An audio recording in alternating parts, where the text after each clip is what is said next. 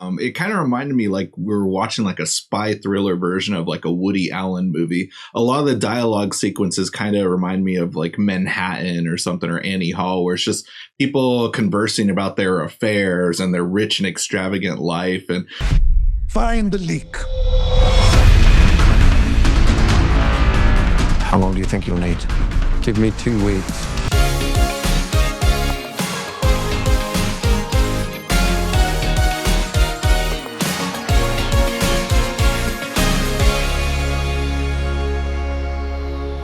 hello again, Drive By Movies here, and you're watching Fresh Releases. My name is James. My name is Blaise. And today we're checking out one of two new Steven Soderbergh movies, Black Bag. Would you kill for me, George? Would you?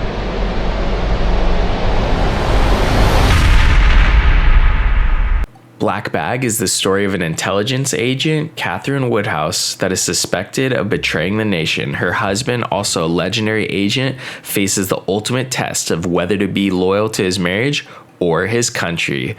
So Steven Soderbergh has been on an absolute tear lately with just producing movies, with creating movies. He came out with Presence earlier this year, and already he's released Black Bag. We're checking this out after it's hit VOD. James, what'd you think of the film?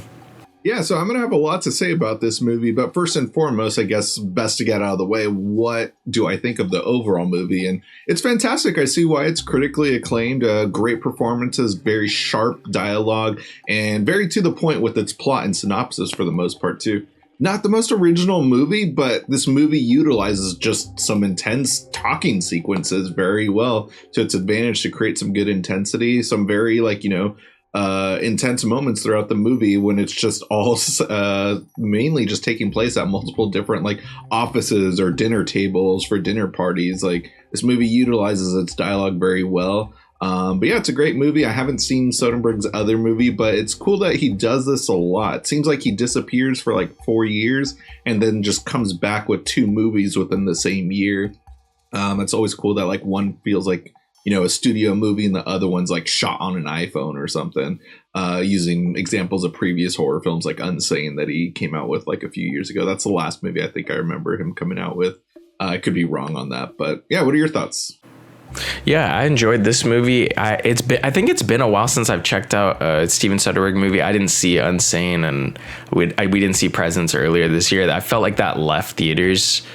It came and left theaters so quickly, and I heard so many mixed reactions, which for me usually is a good thing. For this one, I did hear a lot of praise going into the movie, but I have to say my whole timeline on TikTok was just filled of praise for this movie. But eventually I started noticing that the entire every video that was praising this movie was always a sponsored post, and I was curious. I'm like, okay, why are they sponsored posting so many of I guess maybe the TikTok film influencers or TikTok film talkers or whatever? It would be their video, but it's a sponsored post, and I'm pretty sure that it wasn't an organic video. It was paid by the studio. I forget who did this movie, but yeah, it was a little weird. And I started noticing the past couple of movies we've checked out have had these kind of heavy marketing when it comes to social media, especially on TikTok. I'm not sure if it's the same on other platforms, but I really noticed that again with the movie Warfare. I was getting so many Warfare ads, and I didn't even see the movie, but because I felt that was almost a red flag, because I'm why are they pushing so many weird TikTokers? And it wouldn't even be this for Warfare. It wasn't even film talkers. It was literally just random people, and I would look at their page too, and they wouldn't even talk about movies. They're just randomly talking about Warfare, and they would be playing Fortnite. Their whole page is just Fortnite videos, but then for some reason they're talking about Warfare. Anyways, that's a weird tangent, but that started becoming a red flag, I think, for me, when I'm starting to get a lot of ads for movies, and then maybe the movie, I'm maybe this isn't a great movie. I did enjoy Black Bag, but I do have to say that it did feel maybe I would have got more appreciation if I did watch it in the theaters, though. Yeah, whether or not it's a movie you watch in theater at home, it seems like nobody went to go see it in theaters just because it was a box office disappointment, which surprised me just because I figured, I guess that's kind of what I wanted to talk about most. was just how we don't get movies like this very often unless you're a big name director. You know, Steven Soderbergh, he's not at the height level of like Martin Scorsese or Quentin Tarantino, but, you know, he's just as competent and just as good as a filmmaker as those, in my opinion. He just doesn't have the same audience pool, I guess you can say. A lot of people love and respect him and his movies. But just this is a movie that, like, you know, it's Universal and Focus who put out this movie. You know, I'm not sure if this movie was needed for 50 million. Like, make your bag, Steven Soderbergh, Cate Blanchett, and, you know, Michael Fassbender. I'm sure that was a good chunk of where most of that 50 million went to.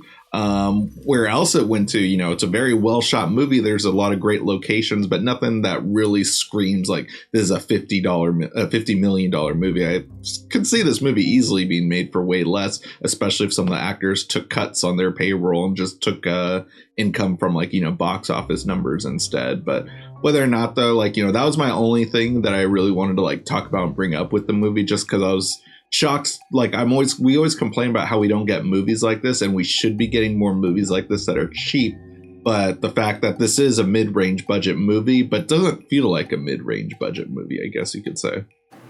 Yeah, that's actually really surprising that you said it was 50 million. I was gonna guess this was on the lower end, like maybe 15 million, and I thought that would be even pushing it.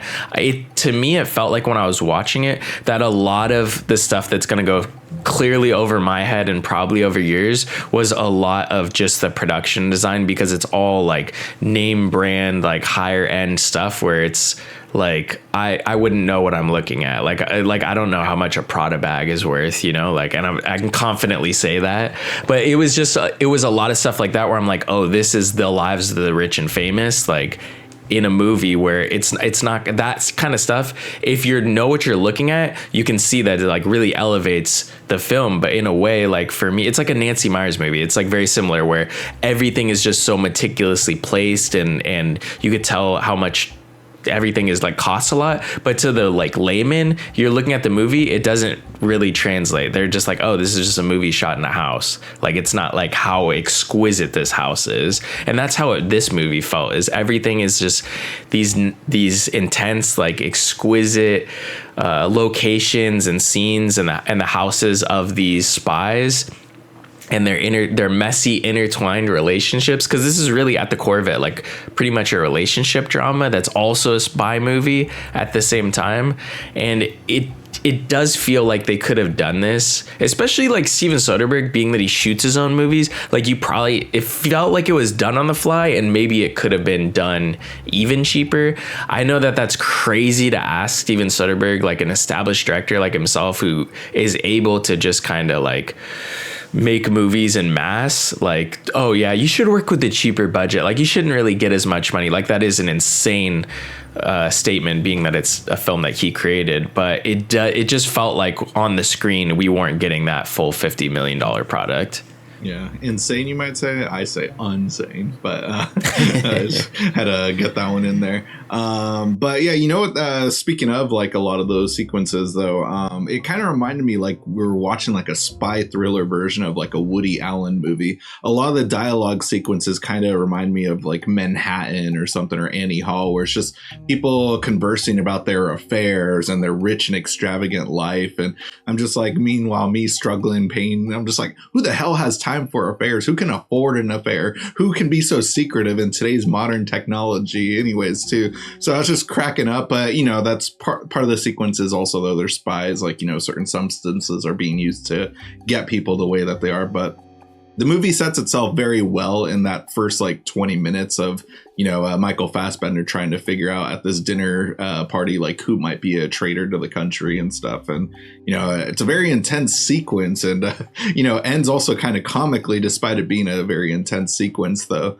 But, you know, that's just the power of just the strong dialogue within this movie, because it's not action packed. When you think spy thriller, you'd probably think like, oh, you know, this is probably going to be like a Doug Liman or James Bond style thriller movie. But, you know, it's not that at all. It's just all just, you know, very to the point dialogue drama that's just like very much so just like trying to figure out something, and once it comes out and solved, it's solved very quickly without a fight sequence, just like, you know, one simple gunshot and that's it.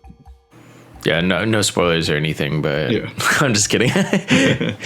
So it's funny that you brought up the struggle, I feel like, because I didn't think about that. I do believe that maybe this film was honestly maybe a little divorced from reality, in the sense that the masses are the ones that are still keeping the theaters alive in a way. Like a lot of the people that might be living lives similar to this, maybe not the spy aspect, but you know what I mean? Like the socioeconomic bracket of like having these kind of first world problems in a way. And maybe I'm calling like an affair a first world problem, but it just feels like maybe that is divorced from the people that are keeping the theaters alive. Like it's definitely the people that are living paycheck to paycheck that still appreciate going to the theater and the theatrical communal experience. And I think some of the movies that'll be releasing, you know, later this year kind of embrace that. Obviously the blockbusters are not like, you know, they're usually playing to like a lower demographic in a way, or just to everyone.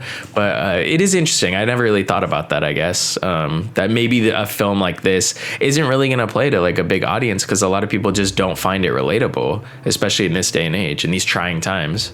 Yeah, you know, I'm surprised that it got like such a wide release, because, you know, growing up, Blaise and I grew up in San Diego. There was a lot of indie theaters spread out throughout San Diego. They were all landmark theaters. There was a few throughout the city, and this very much feels like the kind of movie where you'd have to seek it out specifically at an independently owned theater. Whereas, no, that's not the case. I mean, it was distributed by Universal, I think worldwide, but Focus Features distributed in the US, or I might have it completely backwards with that. But I know it played at every single, you know, multiplex throughout the country. And this is not that kind of movie. I could see a lot of walkouts if, you know, a bunch of kids are just sneaking into the movie like all day and just seeing what they could watch. I could see them going in and just walking out of a movie like this. But yeah, this is the kind of movie that, like, you know, I'd imagine people our age and older, you know, they go out to get, this is a good date night movie where we're going to go see the new Steven Soderbergh movie with Cate Blanchett. I love her. Let's have some wine, get some dinner, and go see the movie after. That experience I'm missing. I'm glad that people still do it, because this movie, you know, made decent enough money to where I don't think it's a box office failure. It's just a disappointment, but I feel like that could have been avoided just with the budget like we brought up earlier. But, you know, still overall, it's a very solid movie that I still recommend. It's not going to be for everyone though, but, you know, I still thoroughly enjoyed it. Yeah, I would have to say, I think like if this comes on streaming, I think it's a movie that a lot of people could enjoy, just because it's like you get this kind of peek behind the glass of like what it's like for these spies and their kind of like dysfunctional lives, especially the relationships that they're living with. And yeah, I enjoyed it for the most part. And the one thing I do think it was kind of lacking, and I don't know if that's just like a Steven Soderbergh thing, is like I feel like the cinematography, it's good, but it never felt like it was, you know, that next level that it could be for such a subtle movie, because this movie is very, very subtle, and I think that was like the thing that could have tipped this over the edge. But I felt like the cinematography was good at times, but it never really like took it to that next level. And that was one thing. I know Steven Soderbergh shoots all his movies. I didn't check if he shot this or not. I'm just gonna assume he did. But yeah, like I think that was one thing that this movie could have elevated in a way to get it to that next level. Yeah, definitely. I'm wondering if it was like a movie that they were just shooting behind the scenes of another movie or something, because it very much could have been the case with that. But also it's weird because he usually has one big movie and one smaller movie, and Presence, I believe, was his smaller movie out of the two, if I'm not mistaken. But, you know, I'm curious to see the behind the scenes aspect of this movie, because we haven't really done too much research on it. It's just a movie that we're like, oh yeah, let's check out the new Soderbergh movie. And this movie does demand like kind of your attention just to make sure you're understanding the overall plot. It's not really hard to follow, but it does require your focus. So, you know, it's a movie that I did wish I caught in theaters, just because that's the location where I'm most focused normally. Whereas at home, I have a lot of distractions, and the bathroom's right there if I gotta go. But yeah, you know, I will still watch it at home. It is still a great watch. Great way to help support the show. If you can, please rent it through our Amazon affiliate link in our description box below, and leave a comment telling us what you thought about Black Bag. And if you guys haven't already, go ahead and smash the like button, hit the subscribe button, and click that notification bell to get all of our latest updates. Oh yeah, and speaking of updates, catch all our social media links down below. We got Instagram, Twitter, TikTok, and also our own personal Letterboxd accounts. That's it for this week. Tune in next week for a brand new video.